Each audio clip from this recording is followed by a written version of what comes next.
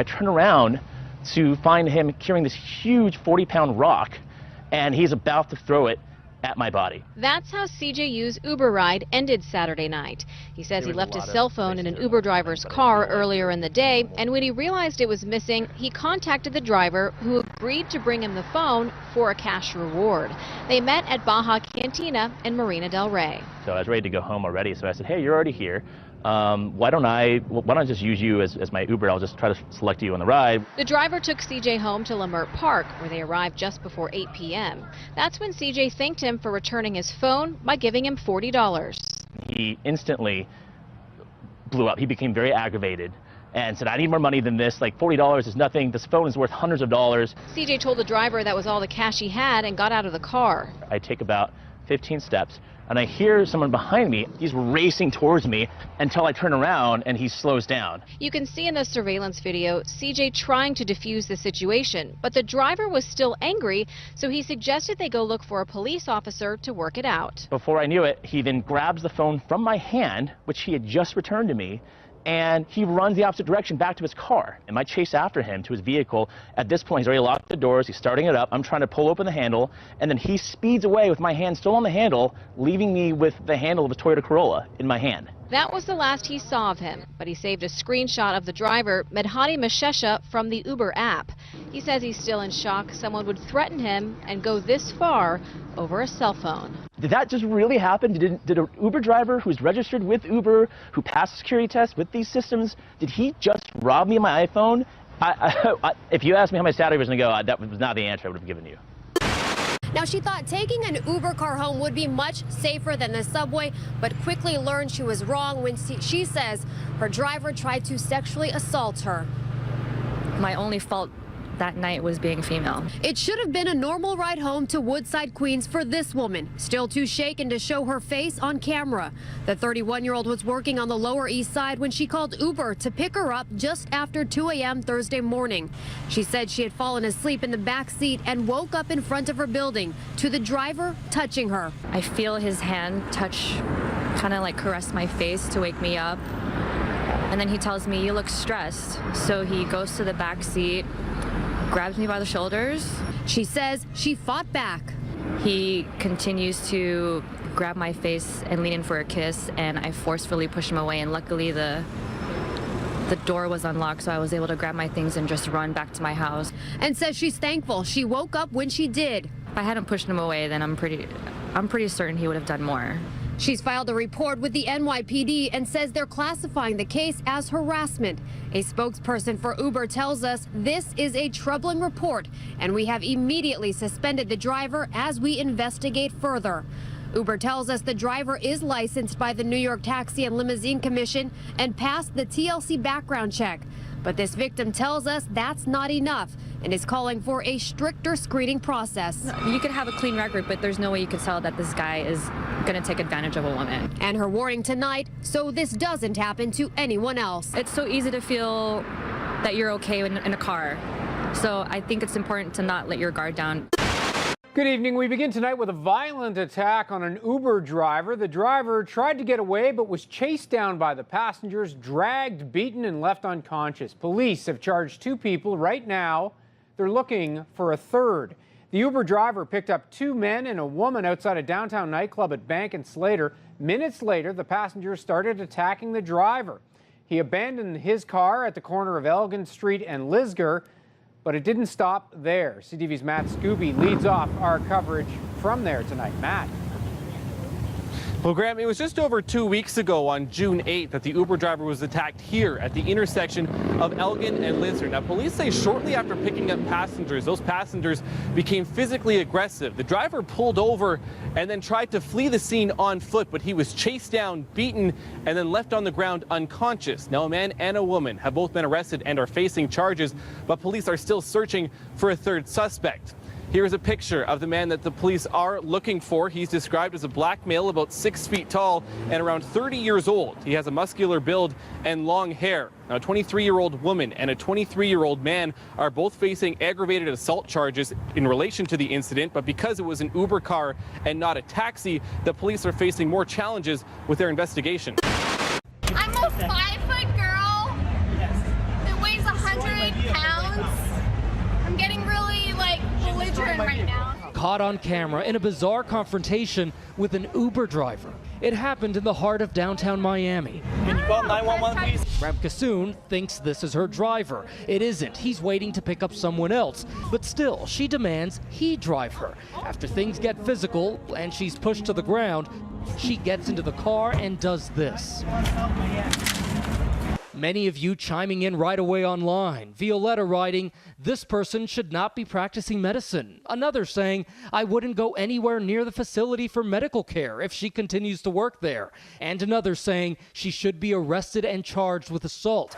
But the driver, speaking to local station WTVJ, is not pressing charges. She was erratic. She was like screaming, cursing, calling me names. Ramkasoon now on administrative leave from the hospital while it conducts an internal investigation, and Uber has suspended her. A man bludgeoned with a hammer allegedly wielded by an Uber driver more than 2 weeks ago, and today he was talking publicly for the first time about what happened. And KRON 4's Maureen Kelly was there as the victim described what he remembers. It was something out of a movie. To just wake up and have doctors hovering over you was probably one of the scariest things I've ever experienced. The attack on Roberto Chicas was so severe that he only remembers coming to after the ordeal. Here are pictures of what he looked like then. The other 2 passengers he was with alleged that the attack happened after the UberX driver they were riding with was questioned about the route he was taking them home after a night out. I mean, using Uber at the end of the night is supposed to be the responsible, safe thing to use when you're out with friends, to take an Uber home to get you home safely. More than 2 weeks later, and Roberto's left eye is still swollen shut, and doctors aren't sure they'll be able to save it. The driver has pleaded not guilty to the charges he faces in connection with the assault and is out on bail. Attack on an Uber driver has him reconsidering ever getting behind the wheel again. Police say a passenger smashed his window and beat him up. News Channel 5's Michelle Casada spoke to the Uber driver and is live along Military Trail, where his fare took a violent turn. Michelle? The driver, Juvne Joseph, says this was his first ride of the day, and it turned out to be his last. It was around 6 a.m. when he was dropping off 2 men at a business here off North Military Trail, just south of Belvedere Road, and the men told him to wait while they checked and see if the business was open. That's when Joseph says he realized Travis Gordon was drunk. One of the men, he says he saw Gordon fall, and when he got up, he started attacking the driver and hitting him several times. Joseph says he was punched in the face and the back. He told me he was terrified and ran, but Gordon kept chasing him and then punched through his van window. He says luckily he was able to get his phone and call 911. Imagine you give service to someone, and then that person should just say thank you to you, and then for a thank you, it just beat you up. So. Now, Joseph says in those moments he thought about his family. He has a 22-day-old baby at home. This is the only job he has right now, but he doesn't think he'll be driving for Uber again. Foreman last night attacked a taxi driver working for ride-hailing company Uber and torched his car in the latest incident of growing harassment against Uber drivers operating in Nairobi. Japheth Kome, Nairobi's police commander, said the men attacked the Uber driver late on Sunday and poured petrol on his vehicle before torching it. He said the driver was bitten but escaped without major injuries. Uber said it has offered its full support to the driver and is in contact with the authorities.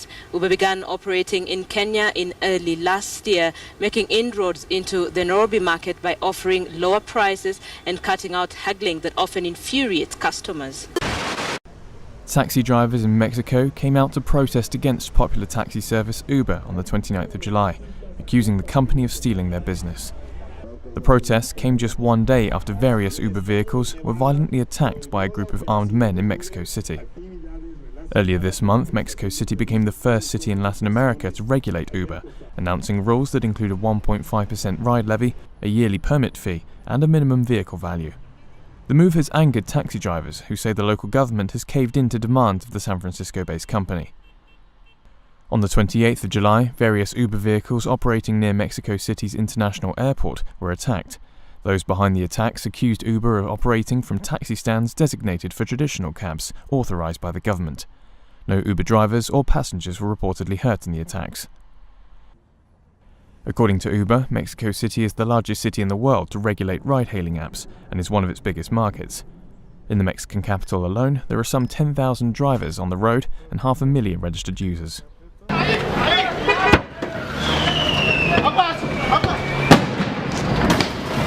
Vecinos y taxistas de la zona del Peñón de los Baños, cerca del Aeropuerto Internacional de la Ciudad de México, destrozaron este martes 5 vehículos que prestan servicios a través de la aplicación Uber. Los agresores dijeron que esos vehículos se estacionan en las calles principales del Peñón y dan servicio en la zona, con lo que se afecta a los taxis autorizados. Siempre está formado este güey ahí en Sinaloa, güey. A ver, déjame ver. ¿Quién es? Sinaloa, ese güey.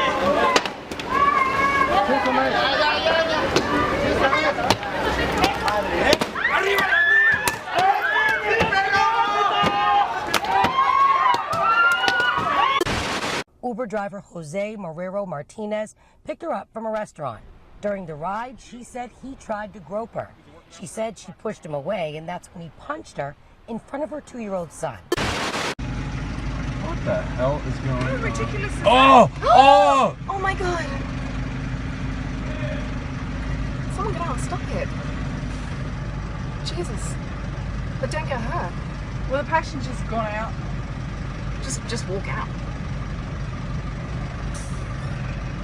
How childish is that? Oh no, he's lying on the floor. Is he lying on the floor? Yeah. I can't see.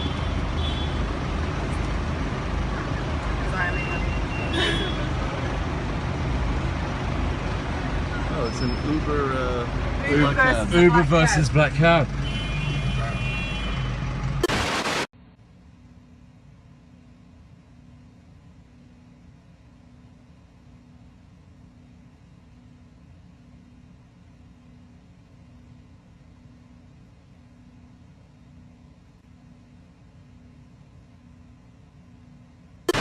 Edward Caban has been driving for Uber since July, but after last night's violent encounter, which was all caught on camera, he says he won't be picking up any more passengers. Get out of my car or I will call the police. Let me tell you something, you all. Yeah? Yeah, I'm giving you Pummeled in the head before pepper spraying his passenger. Caban says the attack Friday night came out of nowhere. He says the man identified by police as 32-year-old Benjamin Golden was drunk and that he became belligerent as he was taking him to his destination in Costa Mesa. As you can see in the video, Golden had trouble staying upright in the car. Caban says when the 32-year-old started to become aggressive, he told him he was canceling the ride and pulled into a shopping center to let him out. Just as Golden opened the door, he launched his sudden attack, beating Caban in the head. He was finally able to grab his pepper spray, which he keeps for safety, and spray Golden in the face. Unfortunately, when the incident happened, it was at 8 o'clock at night, and I was just about to call it a night. I didn't think that something like this would happen this early in the night. I stopped driving, these 2 a.m. shifts a long time ago for this very reason.